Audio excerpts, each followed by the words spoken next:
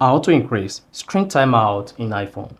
So if your iPhone screen goes off really fast and I want to make your iPhone to stay longer, then you need to adjust the screen timeout on your iPhone.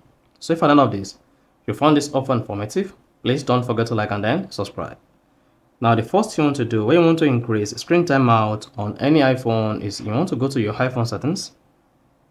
On the settings page, just scroll down, locate display and brightness, and then click on that. Once you clicked on display and brightness, scroll down the page, locate auto lock, and then click on that as well.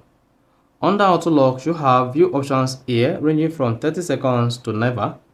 So if you set your auto lock to 30 seconds, your iPhone screen timeout will be activated after 30 seconds.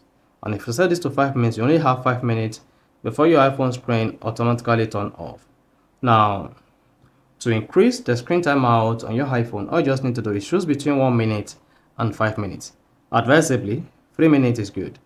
And once you selected that, cannot hit the back button. But if you set your iPhone screen time or auto lock to never, your iPhone screen may use more energy with these settings and the screen time will never go out. So once set this to 3 minutes or 2 minutes, depending on your choice, just hit the back button and then you are good to go.